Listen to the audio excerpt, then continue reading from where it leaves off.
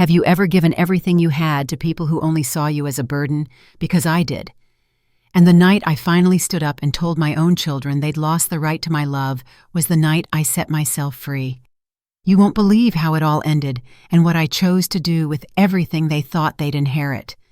If you've ever felt unappreciated, if you've ever wondered what it would look like to take your power back, keep watching until the very end. Make sure to subscribe so you never miss another true story that could change the way you see family. Leave a comment and tell me, have you ever had to walk away to find your freedom? And share this video with someone who needs the courage to put themselves first. I never thought I'd spend my 70s in a quiet house that echoed like this. My name is Margaret Collins. I'm 72, and I've lived alone in this little ranch-style home on the edge of Seattle for the past decade. When I first moved in with Daniel, my husband, the place felt alive. He passed away 10 years ago, 10 years that feel like a single, cold, unending season. Every morning I still walk into the kitchen, half expecting to hear his laugh drifting from the living room. That never happens, of course. It's just me and the worn-out carpet and the clock ticking too loudly on the wall. I used to be an English teacher, 35 years in the same school. I knew all the kids by name, knew which ones needed extra help, which ones dreamed big. I thought that when I retired, I'd have more time with my own family. It's funny how life flips your expectations upside down.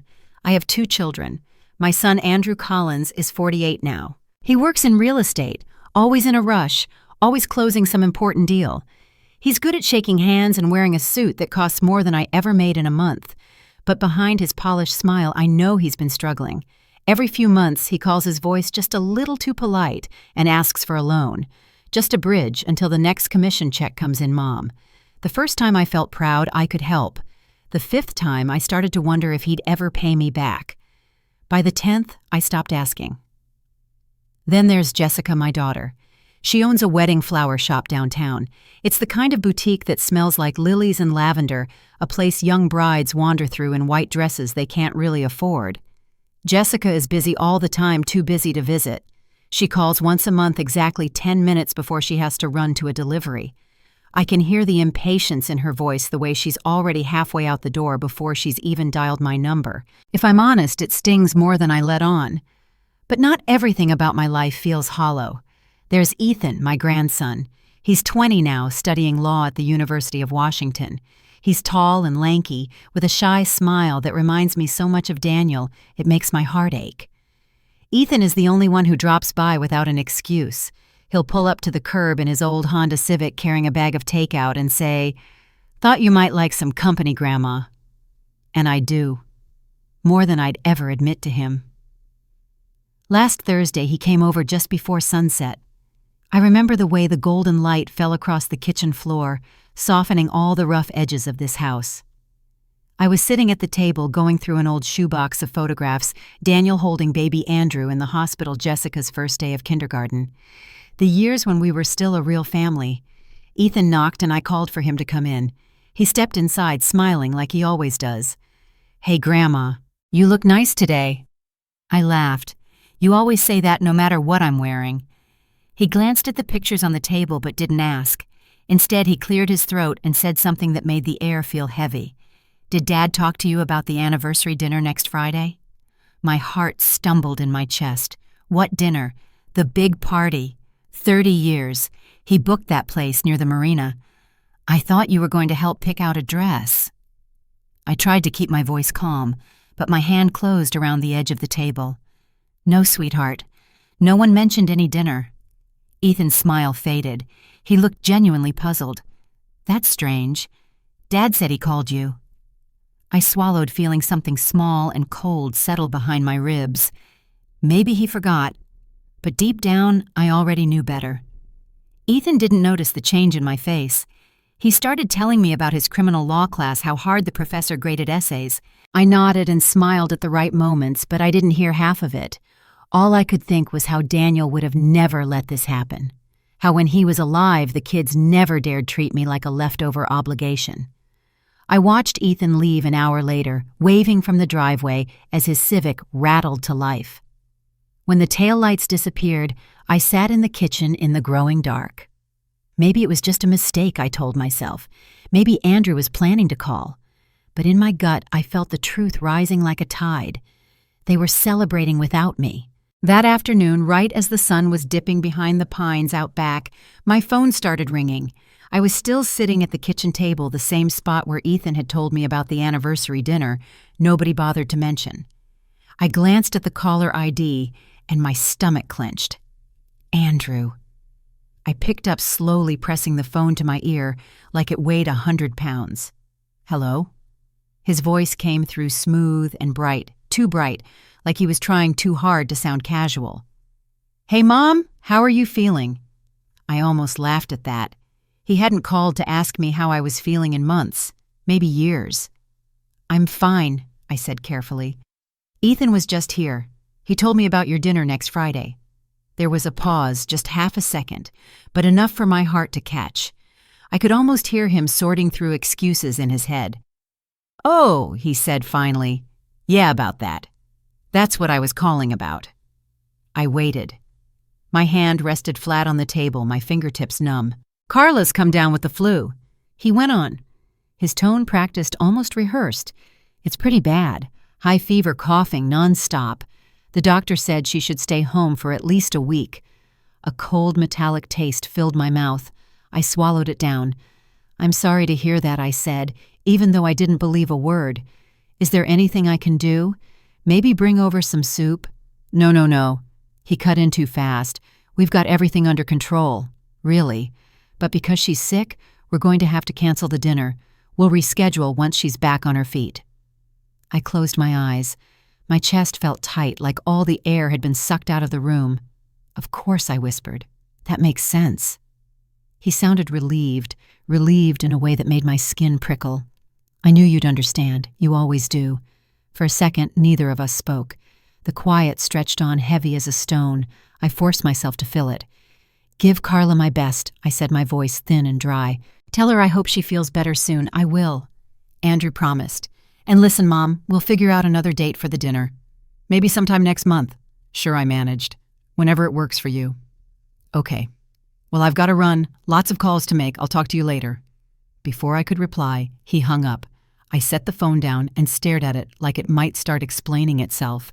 My pulse hammered in my ears. My mind was moving too fast, scraping against every ugly possibility. I told myself it could be true. Carla might really be sick. But in my heart, I already knew the truth.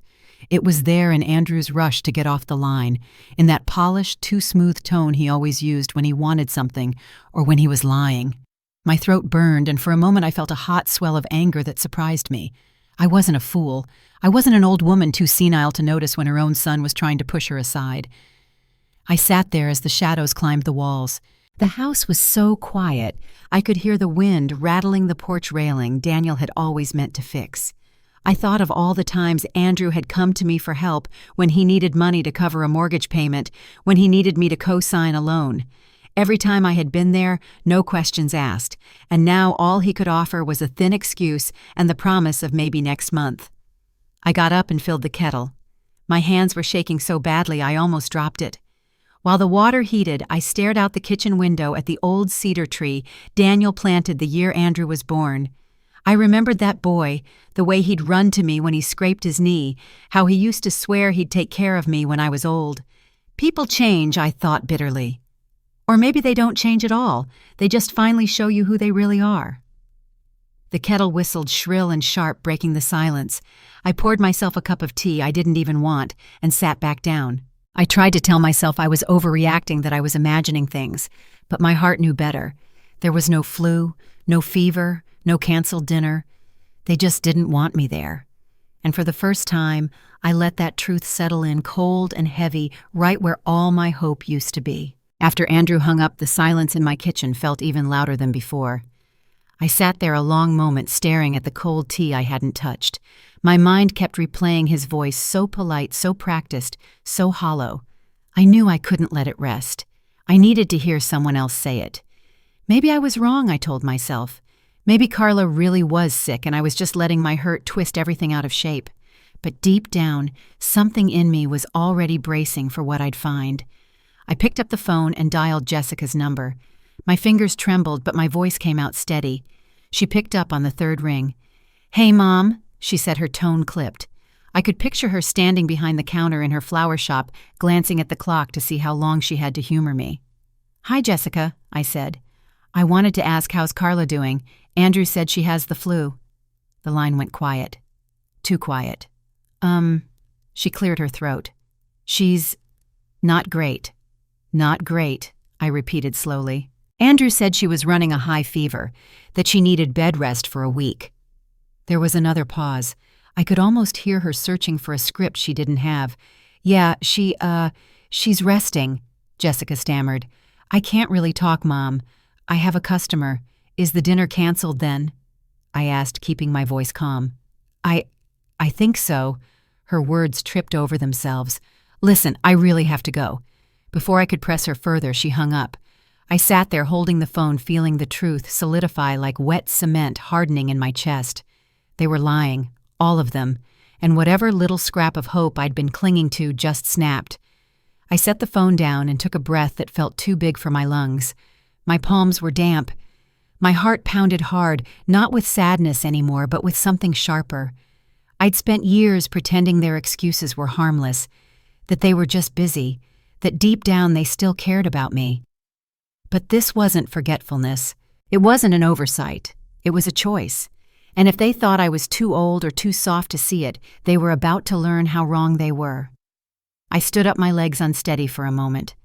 I went to the hall closet and pulled out my address book pages, wrinkled names crossed out over the decades. I flipped through until I found the number I needed.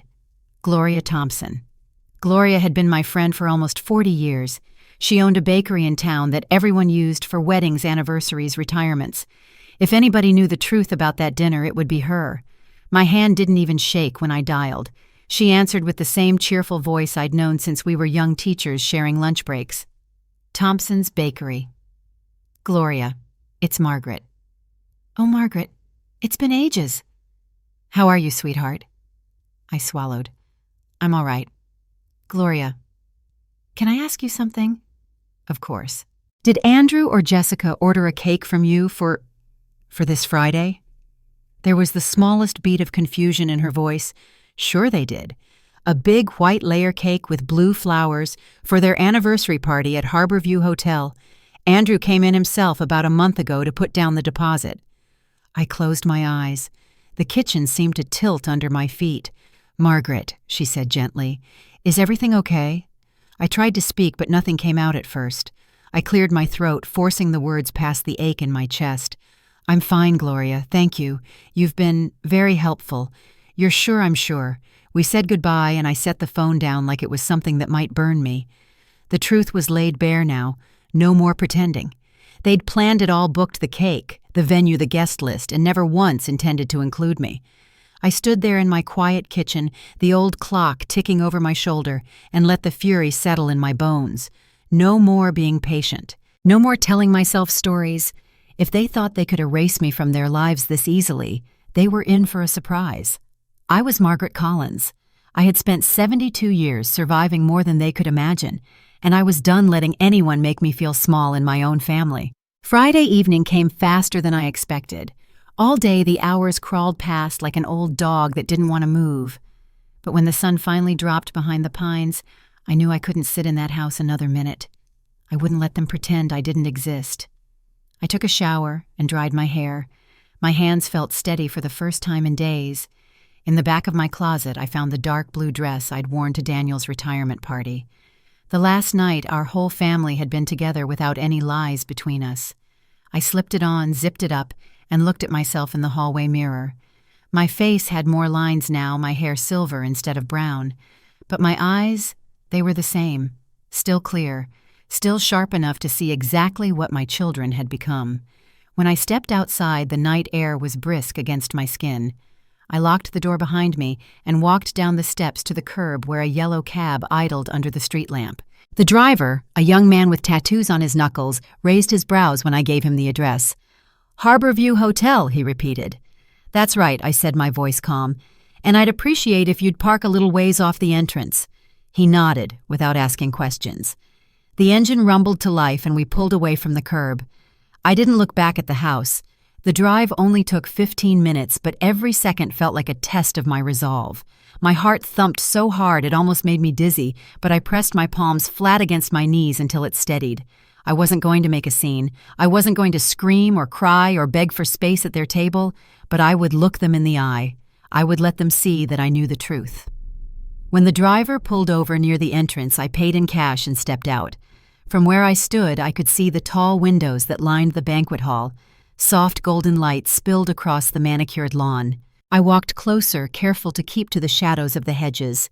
And there they were, Andrew in a tailored gray suit standing at the head of the long table, Carla at his side, perfectly healthy, smiling as she leaned into his shoulder, Jessica laughing too loud, holding a glass of white wine in her manicured hand. Ethan sat between two of Andrew's friends, looking uncomfortable. He scanned the room like he was searching for someone, maybe me. My stomach twisted. Not one of them looked like they were worried about an illness. No sign of the fever that was supposedly so dangerous I couldn't be near them. Just celebration. Just lies. For a moment, I couldn't breathe. The ache in my chest spread like a bruise. I thought of all the nights I'd sat alone in that quiet house, convincing myself they still cared, that deep down they hadn't forgotten who I was. I pressed a hand to the cool glass. Inside, Andrew raised his champagne flute. His voice carried faintly through the pain something about 30 years of love, commitment, family. I almost laughed out loud. Family. The word tasted bitter. I felt something harden inside me. A line I'd never let myself cross before. All the hurt and humiliation settled into a single steady conviction. I would not let them erase me. I would not slink home and pretend I hadn't seen it. I turned from the window and walked toward the main entrance, the heels of my shoes crunching over the gravel path. Every step felt heavy, but I didn't hesitate. When I stepped into the hotel lobby, the warmth hit me like a wave. Music drifted from behind the tall double doors of the banquet room.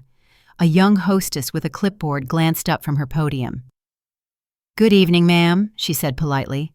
"May I help you?" I lifted my chin. "Yes, my name is Margaret Collins. My family is hosting a dinner in the main hall." She checked her list, eyebrows knitting together. "I'm sorry I don't see your name on the reservation.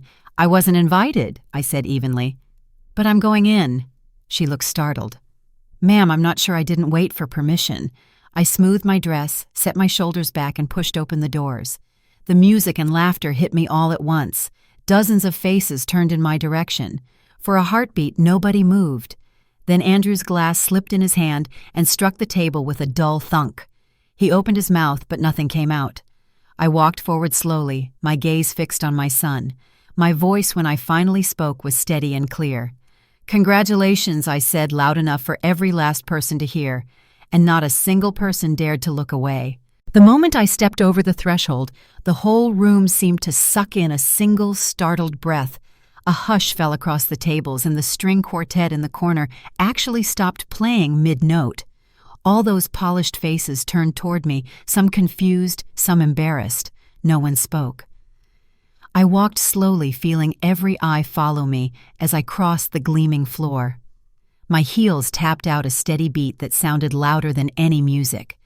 Andrew was frozen at the head of the table, his champagne glass clutched like a lifeline. Carla's smile collapsed.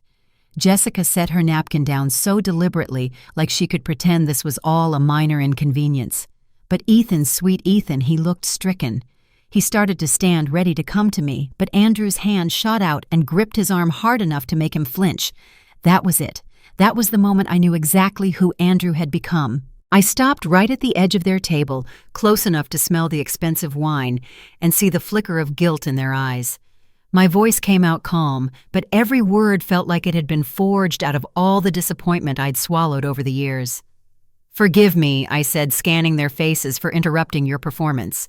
A ripple went through the guests. A few people shifted uncomfortably in their seats, glancing at each other like they were trying to decide if they should leave. Jessica let out a thin, brittle laugh that didn't sound the least bit amused. "Mom, don't do this. Let's not make a scene." I turned my gaze on her, and for once she had the decency to look away. "Make a scene." I repeated my voice low but clear. "Jessica, I've sat through years of scenes. All of you playing the part of dutiful children when it suited you. Carla reached for her wine glass, her hand trembling just a little. "Margaret, please," I cut her off with a look. Then I focused all my attention on Andrew, my son, the boy I once rocked to sleep after nightmares, who now sat in front of me with a stranger's face. "You lied to me," I said quietly, but the words carried across the table. "You looked me in the eye and told me your wife was sick." His mouth opened, but nothing came out. "You planned this party for weeks," I went on. My hands were steady at my sides. "You ordered the cake. You made the guest list. You found a way to make sure there was no place at this table for your own mother." Andrew swallowed his Adam's apple, bobbing. "Mom, it's complicated." "No," I said, my voice rising strong enough that the nearby tables turned to watch. "It's simple. You didn't want me here. You were ashamed, or you decided I was too much trouble, and you lied because you didn't have the spine to say it to my face." Ethan's eyes were wide and horrified. He looked back and forth between his father and me, like he couldn't believe what he was hearing. Jessica leaned forward, her voice dropping to a hiss. "Mom, if you care about this family at all, you'll lower your voice." Something in me snapped. Years of pretending, years of shrinking myself down to make space for their egos, years of excusing every slight because family comes first. "No," I said louder this time. My heart was thumping so hard I thought it might crack my ribs, but I didn't care.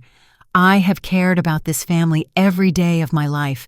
I have put all of you first, but not tonight. Carla started to protest again, her face turning red. "Margaret," I didn't give her the chance. I looked Andrew dead in the eye, and in that moment I felt something cold and clean settle in my chest. "I have given you everything," I said, my voice steady as stone. "Money, time, forgiveness you never earned. I have let you make me feel like an inconvenience in my own life." I leaned closer, lowering my voice so only he could hear the last words. "I am done." Andrew looked like he had been slapped. For a second, I almost pitied him. But then I remembered all the times I'd sat alone while he called me, only to ask for another check. The pity vanished. I straightened and looked around the table one last time. "Enjoy your party," I said. "I hope the performance was worth it." And as I turned to leave, no one, not Andrew, not Jessica, not Carla, had the courage to follow me. I didn't look back when I turned my back on that table. I walked past the wide-eyed guests and the frozen waiters. But halfway to the door, something stopped me. It wasn't fear, and it wasn't regret. It was the simple knowledge that if I left right then, they'd tell themselves a story, that I was unwell, that I was confused, that maybe I'd had too much to drink or was losing my mind. No, I would not give them that comfort. So I turned around and walked back slowly, deliberately, until I stood at the head of the table. You could have heard a pin drop in that cavernous hall. Andrew's eyes were wide. Jessica looked like she might actually faint. Carla pressed her napkin to her mouth as if she could swallow the truth before it reached her. I set my purse on the edge of the table. My hands didn't shake when I pulled out the thick envelope I'd carried all day. "I wasn't going to do this here," I said, my voice calm and steady. "I wanted to believe you deserved privacy. But then I realized you never gave me the courtesy of honesty." Andrew opened his mouth.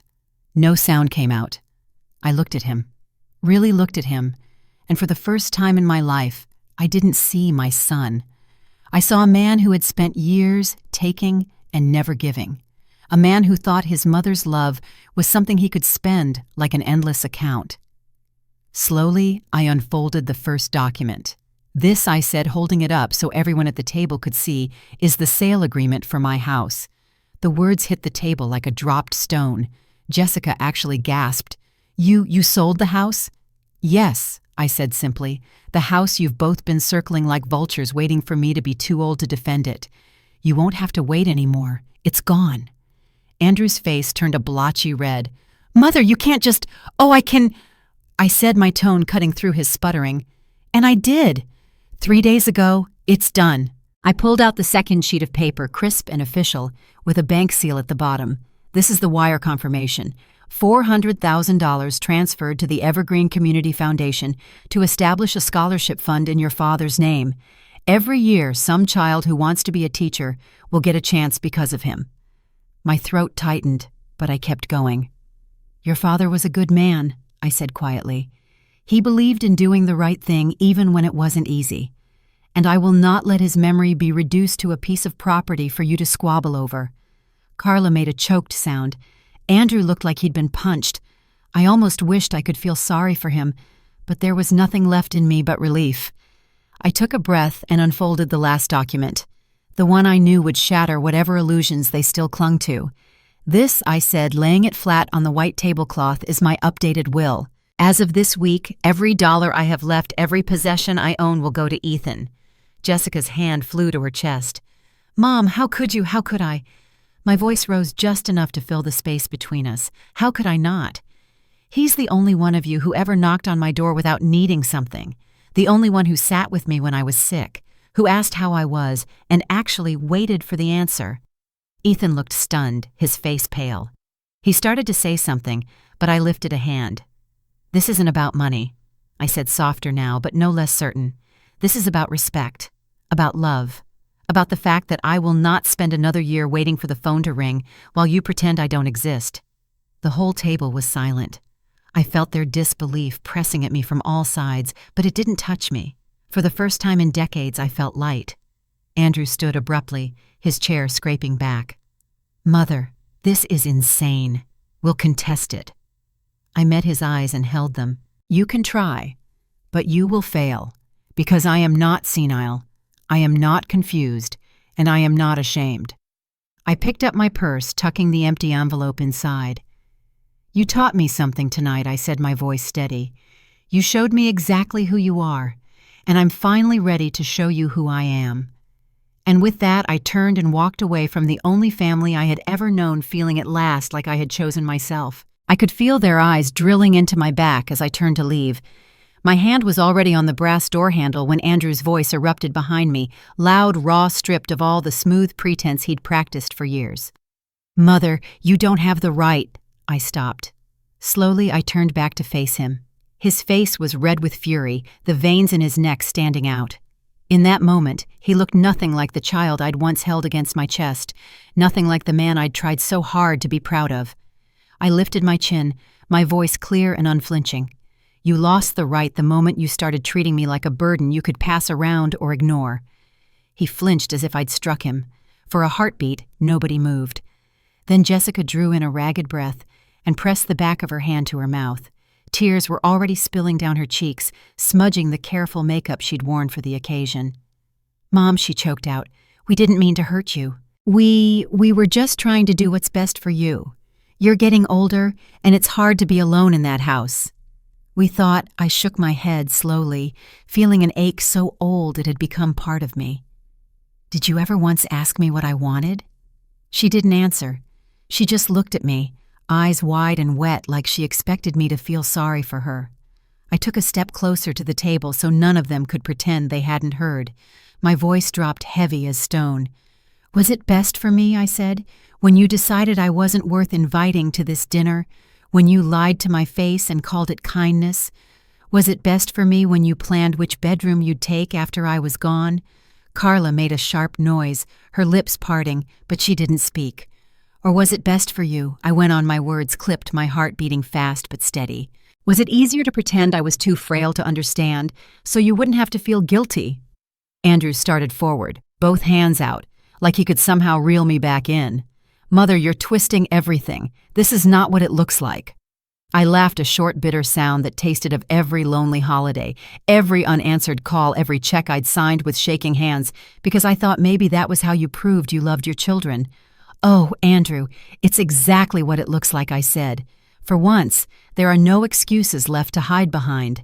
His face crumpled, but I didn't let myself soften. I had softened too many times before, and every time it had cost me a little more of myself. Jessica wiped her cheeks and tried again. "Mom, we love you. We just wanted to make sure you were safe and comfortable. We thought maybe if you moved out of that old house." I cut her off, my voice as cold as I'd ever let it be. "Safe, comfortable, or convenient. Do you really think I don't know? You called the realtor behind my back that you were already asking what the property was worth if it sold before I—" My breath caught, but I forced the words out. "Before I died." Her shoulders slumped and she stared down at the linen napkin she was twisting in her lap. She didn't deny it.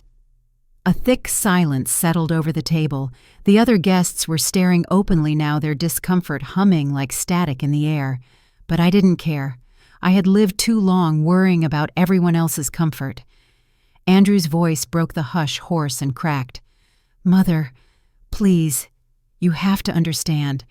After Dad died, we were all so scared. We didn't want to lose you too." "You didn't lose me," I whispered. "You gave me away, piece by piece, every time you lied, every time you treated me like an obligation instead of your mother." I could feel my hands trembling, but I didn't hide it. Let them see, let them feel the weight of it. Carla spoke up finally, her voice low. "Margaret, this isn't fair. You know we've always respected you. This is just a misunderstanding that got out of hand." I met her gaze without blinking. "No, Carla. A misunderstanding is when you forget to call back. This was a choice you all made together." Andrew shook his head, his voice rising. "We only wanted to help. Help yourselves." I snapped, my voice cracking like a whip. "Help yourselves to my home, my money, my memories, everything you thought you were entitled to because I was too tired to fight you anymore." Nobody argued. For a long moment, we all just stood there, breathing the same heavy air, surrounded by plates of food no one wanted to touch anymore. I looked around the table, my gaze lingering on Ethan, whose eyes were damp but steady. He didn't look away, and in that look, I found something like peace. I drew in a long breath, my voice softening. "I loved you all more than I loved myself. That's over now." No one spoke as I turned and walked away. And this time, not a single person tried to stop me. I didn't rush as I walked around the end of that long, polished table. My heels clicked on the marble floor, a steady, measured beat that cut through the tense hush. Nobody spoke. Not Andrew, not Jessica, not Carla. The only sound was the shallow breathing of people who'd just realized nothing would ever be the same. I stopped behind Ethan's chair. He turned to look up at me, his face pale and solemn in the chandelier light. He didn't say anything, and he didn't need to. His eyes were enough. They were the only ones in that room that didn't look away, didn't squint with resentment or pity. I lifted my hand and rested it on his shoulder. He flinched just a little. He was young, and he'd never seen a family fracture in real time, but he didn't pull away.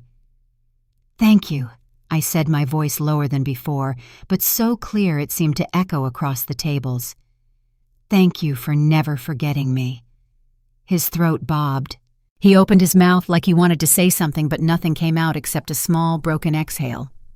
My palm pressed lightly over the slope of his shoulder, and for a moment I let myself remember him as a little boy, running across my porch with scraped knees, climbing into my lap with a grin that could light up the darkest day. I felt my heart squeeze, but I didn't let it show. I wouldn't let them see any more of my hurt. They'd already taken enough. Ethan's hand came up tentative and rested over mine. Just a second of warmth. No excuses, no apologies. It was the only part of this evening that felt honest.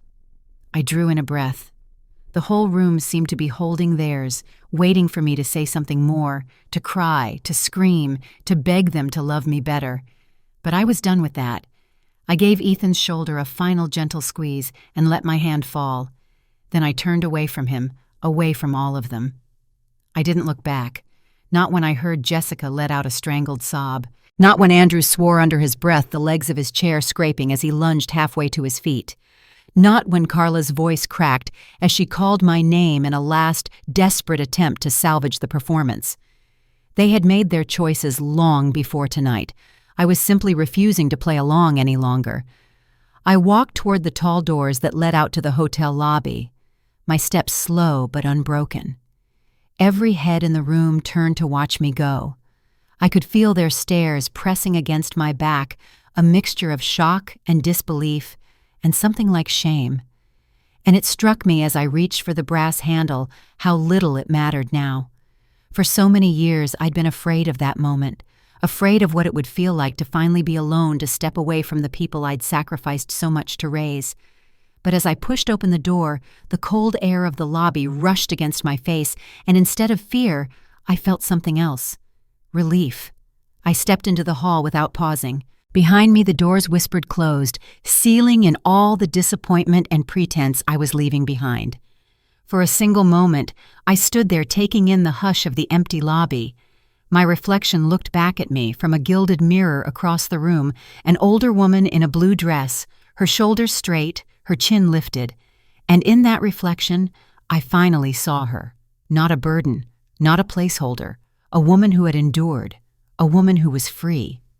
I walked forward without hesitation, past the coat check, past the curious glances of strangers who would never know how much courage it took to open that door. My pace never slowed, not even when I reached the glass front of the hotel and saw the black sky stretching over the parking lot. I paused only once when I felt the faintest flicker of sadness at all the years I'd wasted trying to be indispensable to people who had already decided I was disposable. But even that ache was fading, replaced by something steadier. I pushed the front door open and stepped into the night. And as I walked away, I knew no matter what came next, I had reclaimed my own story. And this time, I would be the one to decide how it ended. 3 months passed faster than I ever thought they could. The woman who'd walked out of that hotel ballroom wasn't the same woman who unlocked the door to her new apartment a week later. I remember standing there, the key still in my hand, the place smelling faintly of fresh paint and lemon cleaner. It was small, just 2 rooms and a little balcony that overlooked the city library. But it was mine. No one's pity had paid for it. No one's resentment hovered in the walls. The first night I lay awake, listening to the hush of the street instead of the empty echo of that old house. I thought I might feel lonely. I didn't. I felt lighter, like some invisible weight I'd carried for decades had finally slid off my shoulders. Most mornings I woke early and walked across the street to the library. It was a beautiful brick building, older than I was, with tall windows that glowed golden at dawn. Sometimes I sat inside for hours reading whatever caught my eye, novels, biographies, even gardening manuals I knew I'd never put to use. One chilly afternoon, I was sitting near the fireplace in the reading room when a warm, familiar voice said my name, Margaret Collins. I looked up startled, and there he was, Thomas Howard. Mr. Howard to most was holding a stack of books against his chest, smiling like he hadn't aged a day since we'd first met at the PTA decades ago. He'd been a teacher too before he retired to run the library's book club. I stood to greet him, surprised at how easy it felt to slip into old friendships. "Thomas," I said, and to my embarrassment my voice caught. "It's been years." "Too many," he said gently. "You look well." I laughed softly. "I'm not sure that's true, but I'm getting there." He tilted his head, studying me with that calm, steady way he'd always had. I heard about everything he said after a pause. The house. The foundation you started in your husband's name. Margaret. That took courage. I felt heat rise in my cheeks, but I didn't look away. "It took too long," I said simply. He hesitated, then set his books down on the nearest table. "Listen, the club is going to the theater next Friday, a new musical downtown. Would you like to come with me?" For a moment, the old Margaret nearly said no, nearly shrank back into the safety of solitude. But I wasn't her anymore. "I'd love to," I said, surprising both of us. His smile was quiet and genuine. "I'll pick you up at 6. After he left, I sat there for a long time with my hand resting on the spine of the book I'd been reading, feeling something stir in me I hadn't felt in years. Not romance, something simpler. The sense that maybe at any age you could start over. Every Sunday afternoon, Ethan still came by. He never mentioned that night at the hotel. He didn't have to. The way he hugged me when he arrived, the way he lingered in the doorway when he left, said everything. He was the only one who called just to ask how I was, who never let more than a week go by without showing up with a sack of groceries or a new novel he thought I'd like. "You know," he said last Sunday as we unpacked oranges and bread onto the counter, "Dad keeps saying, you'll change your mind, that maybe you'll come around." I looked at him steadily. "And do you think I will?" Ethan hesitated, then shook his head. "No, I don't think you should." He reached across the counter and squeezed my hand. I didn't pull away. After he left, I tidied up the little kitchen and opened all the windows to let in the late afternoon breeze. I had picked up fresh flowers at the market that morning, bright yellow daisies, the kind Daniel used to bring home when he'd had a good day at work. I trimmed the stems carefully, arranging them in the tall glass vase I'd carried here from the old house. When I finished, I stepped back to look at them, just a simple arrangement, cheerful and alive, and for the first time in as long as I could remember, I smiled without any heaviness behind it. My voice was quiet in the sunlit kitchen as I whispered to no one in particular. Freedom has never looked this beautiful. And I knew it was true. I've learned something I wish I'd understood decades ago. Love doesn't mean you have to let people treat you like you don't matter.